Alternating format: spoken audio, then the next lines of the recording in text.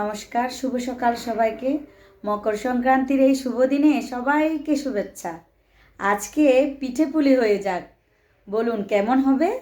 তাই আজকে ভাবলাম আপনাদের সাথে একটি পিঠার রেসিপি শেয়ার করি, যেটা একদমই সহজ, আপনারা সবাই জানেন। তাই ভাবলাম শেয়ার করি আমার এই রেসিপিটা। চলুন যাওয়া যাক রান্নাঘরে। এই যে প্রথমে আমি একটা বোল নিয়ে নিয়েছি। পাটিসাপটা পিঠা বানানো খুবই সহজ। প্রথমে আমি দিয়ে দেব 2 কাপের মতো ময়দা। এই 1 কাপ দিয়ে দিয়েছি। আপনারা যে কোনো কাপ মেপে দিতে পারেন, আপনাদের ঘরে যেটা আছে ওই মেজারমেন্টে দিতে পারেন, এটা কোনো ব্যাপার না। 2 কাপের মতো আমি ময়দা দিয়ে দিলাম। এখন আমি দিব সেই কাপে 1 কাপ চালের গুঁড়া। এখন আমি দিব এই 2 চিমটির মতো লবণ। একটু মিক্স করব।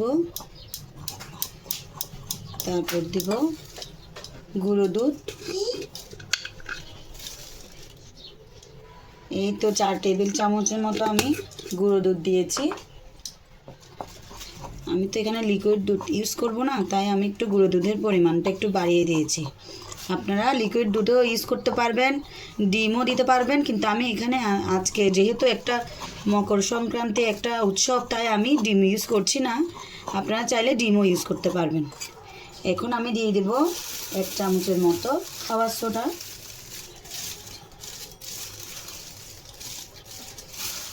তারপর আমি এখন গরম জল, একটু কুসুম গরম জল দেব, অল্প অল্প করে মিক্স করব। এই যে আমি এখন অল্প অল্প কুসুম গরম জল দিয়ে মিক্স করব।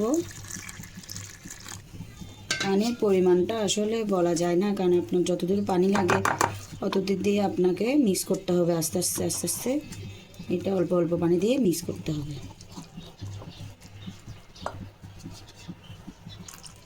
আর লবণটাও আপনারা একটু চেখে দেখবেন, কি লবণ যদি পরিমাণটা যদি একটু দিতে হয় তাহলে একটু দিয়ে দেবেন। এটা খুব সাবধানে আস্তে আস্তে করতে হয়।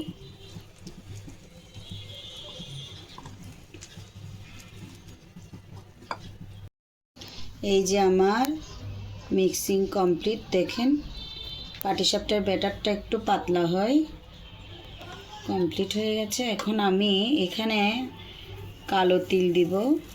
আজকে যেহেতু মকর সংক্রান্তি, আজকে তো তিল খাওয়ার নিয়ম, তিলটা অনেক গুরুত্ববহ, তাই আমি অল্প তিল দিয়েছি। তারপর তিলটা শরীরের জন্য ভালো। তারপর আমি এখানে দিব এই আধা কাপ পরিমাণ ঘি। এটা আপনারা দিতেও পারেন, নাও দিতে পারেন, কিন্তু আমি দিয়েছি। এটা বাচ্চাদের জন্য খুবই ভালো ঘিটা, ওই কারণে আমি ইউজ করছি আর কি। না দিলেও চলবে, আপনারা না দিয়েও করতে পারবেন। পাটিসাপটার পিঠায় বেশি কিছু লাগে না, একটু লবণ, এই চালের গুঁড়া, ময়দা, এগুলো হলে হয়ে যায়। এখন আমি চুলোয় আমি প্যান বসিয়ে দিয়েছি। আমি অল্প একটু ঘি দিব প্রথমে।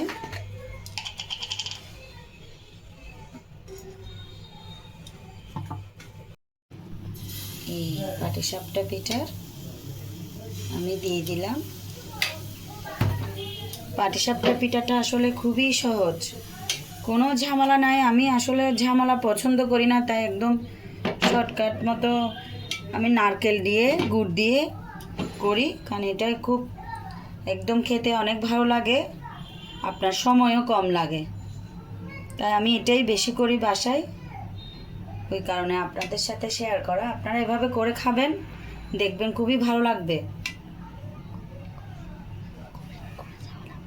হ্যাঁ, কমেন্ট করে জানাবেন আমাকে কেমন লেগেছে, আপনারা ঘরে করবেন। এই যে দেখুন 2 মিনিটে হয়ে গেছে, একদম 1 মিনিট 2 মিনিট, বেশি সময় লাগে না। এখন আমি এই যে অল্প নারকেল কোড়া দিলাম, তারপর গুড় দিয়ে দিব।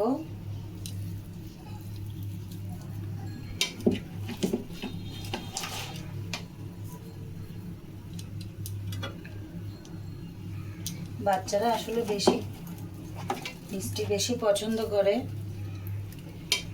অনেকে আবার চিনি ইউজ করে। চিনি ইউজ করে করতে পারবেন, ব্যাটারেও চিনি দিতে পারবেন, সব আপনাদের উপর। আমি চিনি দিই না ব্যাটারে, কারণ চিনিটা আসলে ক্ষতি, তো আমি কম ইউজ করতে পছন্দ করি। এই যে কি সুন্দর দেখুন পাটিসাপটা, গরম গরম পাটিসাপটা রেডি। দেখুন কম সময়ে তৈরি হয়ে গেছে আমার পাটিসাপটা। যদি পিঠা খেতে ইচ্ছে করে অবশ্যই বানাবেন এই পাটিসাপটা, অল্প উপকরণ দিয়ে তৈরি হয়ে যাবে মজাদার এই পাটিসাপটা। অবশ্যই ঘরে তৈরি করবেন। ধন্যবাদ।